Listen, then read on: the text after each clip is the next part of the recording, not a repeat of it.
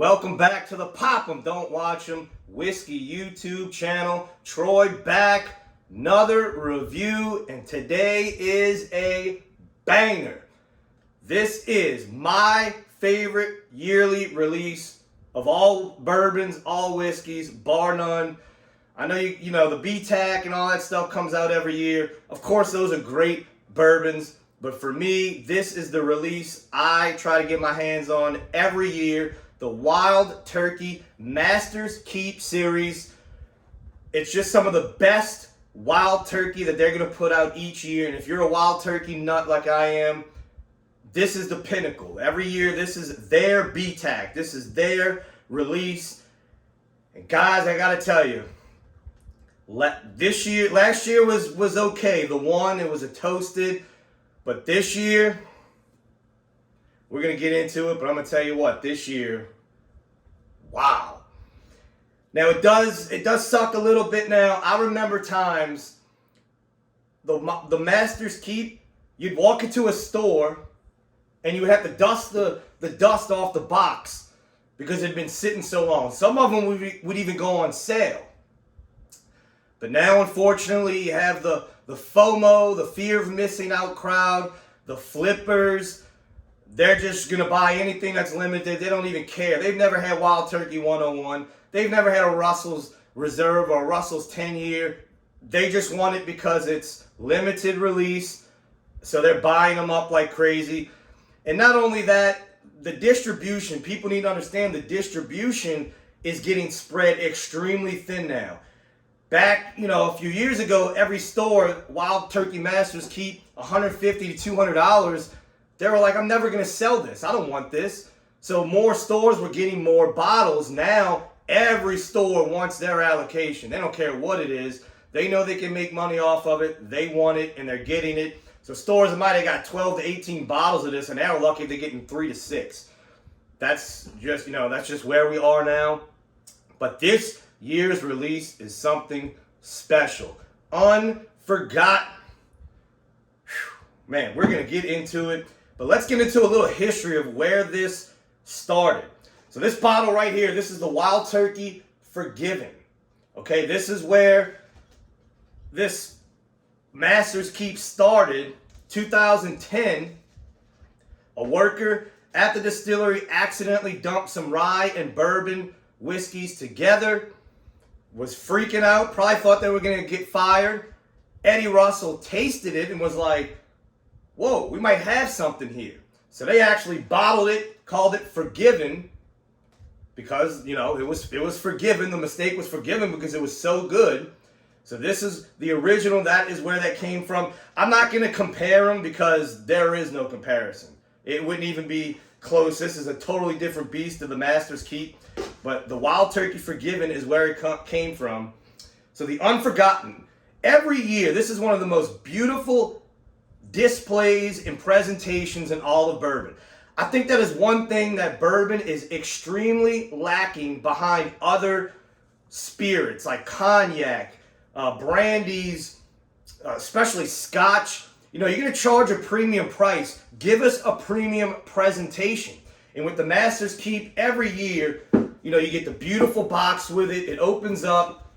And I know some people that doesn't matter, but if you're paying a premium price, to me it does. It gives a beautiful explanation, the history of the whiskey you're about to drink. I think that goes a long way.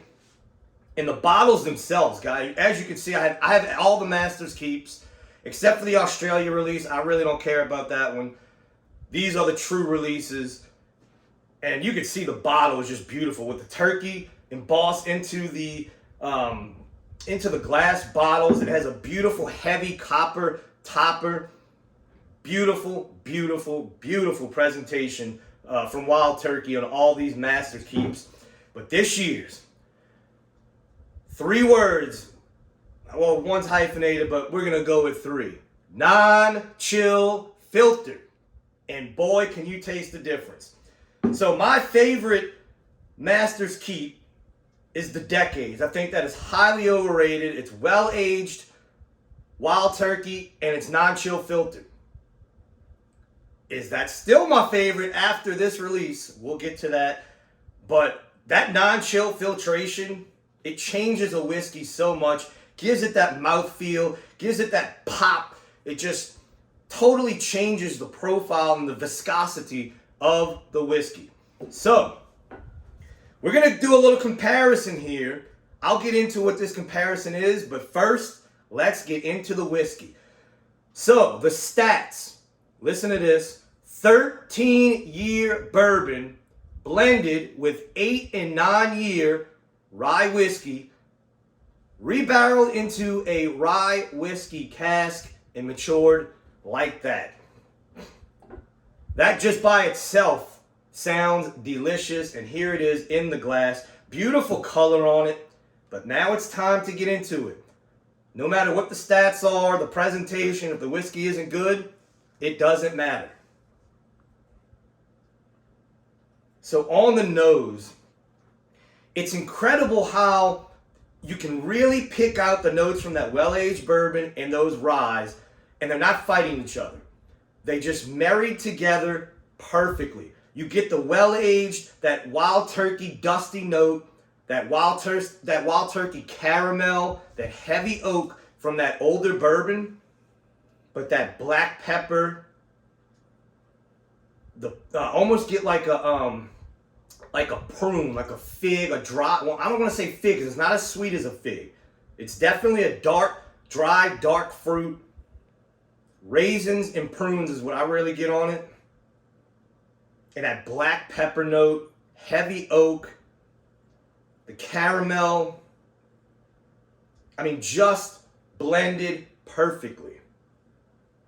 An amazing nose. I mean, you could just keep going on it. Oh, man. But what does it do on the palate? Let's find out. To everybody watching the channel, cheers.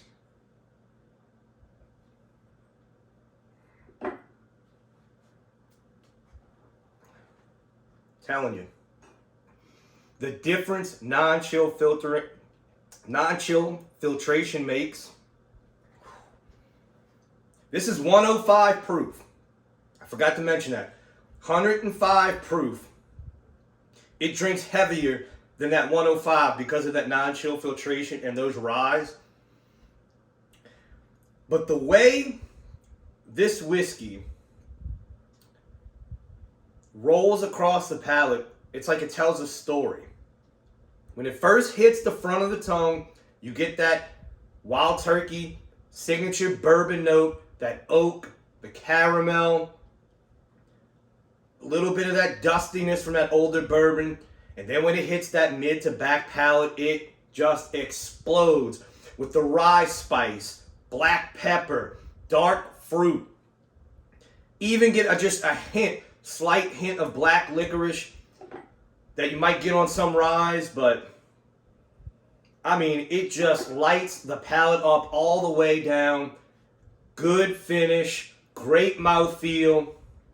I mean, just an amazing whiskey. And to answer the question, yes, this is my favorite Wild Turkey Master's Keep in the release so far. And we've had some good ones. I mean, the Revival finished in the Oloroso Sherry, the Cornerstone Rye, the 17-year, the original 17-year. And then you had the 17-year Bottled and Bond, last year's Toasted One. This, in my opinion, this is the best Wild Turkey Master's Keep. I mean, the age, that 105 proof, I love it. It is amazing. Let's go in for one more sip. I mean, it's got everything. That is just Wild Turkey at its finest. And then it's a blend.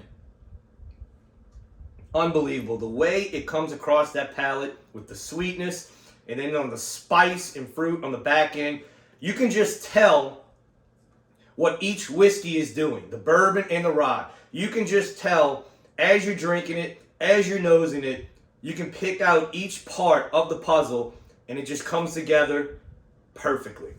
So, I didn't want to compare it to the Forgiven because this is a lower proof. It's not as high end and aged as this is. So I came up with my own blend. So we blended the Decades, which is non-chill filtered bourbon. So the Decades, this was my favorite. You know, this one's 104 proof, non-chill filtered, 10 to 20-year-old Wild Turkey bourbon in this thing. Blended that. Now, which one is the Cornerstone? That one's right here. So blending it with the Cornerstone, which is the Wild Turkey rye release of the Master's Keep. This one was aged a minimum of 9 years. 109 proof. So made my own little blend, my own little Unforgotten blend here. Let's compare. Let's see how that blend, because when I thought about it, I said, man, that's basically what this is. You take the Cornerstone and the Decades and blend it.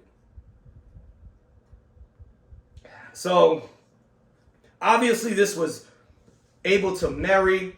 It was aged in the same cask after it was blended, so you can definitely tell a difference on the nose. This one does not have the nose. This one, they're fighting each other. That's what I'm trying to say. This one, you know, I just poured them in the glass, mixed it up 50-50, and they're definitely fighting each other, you know.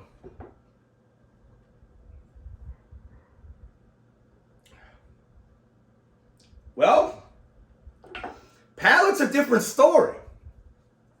So this almost, man, I gotta tell you, that is really good. Guys, if you have the Decades and the Cornerstone, 50-50 blend, swirl it around, let it sit for maybe 10-20 minutes, that is a banger. It actually has a better finish than the Unforgotten. So I'm kind of, the nose is definitely better on the Unforgotten. The palate's a little better on the Unforgotten, but my blend here is doing exactly what this does, except a longer finish. The finish is still going on the Decades Cornerstone blend. So that's an interesting little blend there. If you want to go ahead and do that, highly recommend it, especially if you have both and you can try them. Wow, that is interesting. But that is all today, guys.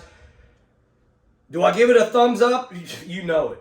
You know it. If you can get your hands on the Master's Keep, definitely get it. Retail is going to be between $175 to $200, probably somewhere around there.